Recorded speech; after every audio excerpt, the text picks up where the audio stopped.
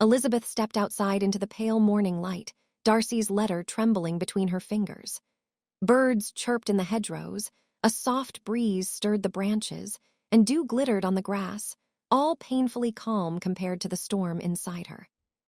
She walked until she reached a secluded grove, a sheltered place where she could finally breathe. Then she broke the seal.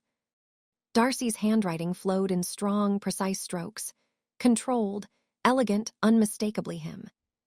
She began to read. The letter opened with the same composure Darcy showed in conversation, but beneath the formality she could sense something else. Hurt. Humility. A desperate need to be understood. He addressed her accusations one by one, not with excuses, but with truth, raw, unvarnished truth. Darcy admitted it outright. Yes, he had influenced Bingley to leave Netherfield. Elizabeth's breath caught. Darcy explained that Jane, though gentle and kind, hid her feelings so deeply that he and Bingley's sisters were convinced she felt nothing. And Elizabeth had to admit it was true. Jane never showed her emotions outwardly. Her sweetness masked everything, even heartbreak. I believed Bingley's affection was not returned. I acted to save him from pain, not to inflict it upon Miss Bennet. Elizabeth's heartbeat grew heavier. But then Darcy addressed the Bennet family's lack of propriety. Her mother's loud gossiping, Lydia and Kitty's flirtations, even Mary's solemn moralizing. It stung. It was humiliating. But it was also not entirely wrong. Elizabeth's cheeks burned, but she kept reading.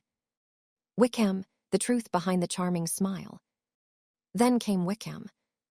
Elizabeth's hands tightened around the letter. Darcy revealed everything. Wickham had been the son of Darcy's father's steward. Darcy's father had loved the boy and left him a generous inheritance, as well as the promise of a living, a stable church position, when Darcy came of age. But Wickham wanted none of it. He wanted money. When Darcy refused to give him more, Wickham gambled, lied, manipulated, and spread false stories about being wronged. Elizabeth felt as if the ground beneath her were shifting. Then came the most shocking part. Wickham had attempted to elope with Darcy's 15-year-old sister, Georgiana, for her inheritance. Elizabeth's hand flew to her mouth. She imagined Wickham smiling sweetly, telling his lies with an innocent expression. She had believed him so easily. And Darcy, with quiet pain, wrote, "The affair nearly broke her. I shielded my sister from ruin, but I could not shield her from heartbreak." Elizabeth's chest tightened. A cold, heavy shame settled over her. She had mocked Darcy. She had insulted him. She had believed Wickham without hesitation. And she had been wrong, terribly, blindly wrong. Elizabeth's pride, Elizabeth's prejudice. The letter closed without begging forgiveness, without pleading for affection, without attempting to sway her heart. It was simply the truth. A window into the soul of a man she'd completely misunderstood. Elizabeth folded the letter slowly. Her fingers trembled. She sat there for a long time beneath the trees, the sunlight shifting across the page, her thoughts spiraling into unfamiliar territory. Darcy wasn't proud. Not in the way she had believed. And she who prided herself on her perception, who laughed at others' foolish judgments, had fallen into the very trap she mocked. She had been proud. She had been prejudiced. The irony burned. A painful awakening. As she walked back to the parsonage, every step felt heavier.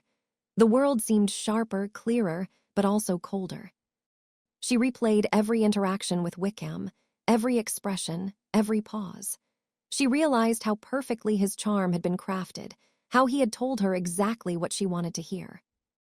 And she replayed her encounters with Darcy, his restraint, his awkwardness, his sudden intensity, his effort to approach her despite everything. How she had only seen arrogance where there might have been shyness or admiration. By the time she reached the door, Elizabeth felt like she'd been remade. Her old self, the sharp, confident judge of character, could no longer stand unquestioned. The letter had shattered her certainty. And what lay in its place was a painful, humbling truth. She had been wrong about Darcy. Deeply wrong. And something inside her, some small, frightened part, wondered, what else have I missed about him? The next day, Elizabeth saw Darcy from a distance on the path toward Rosings Park. He walked quickly, shoulders tense, head bowed, as if weighed down by the memory of her rejection. He didn't see her. Or perhaps he saw her and chose not to intrude. She watched him disappear between the trees, feeling a strange ache in her chest, regret, confusion, and something else she could not name. For the first time, she didn't feel triumphant after winning an argument. She felt loss. Departure and silence. Darcy and Colonel Fitzwilliam left Rosings the next morning without saying goodbye. When Charlotte mentioned it casually over breakfast, Elizabeth's spoon paused in midair.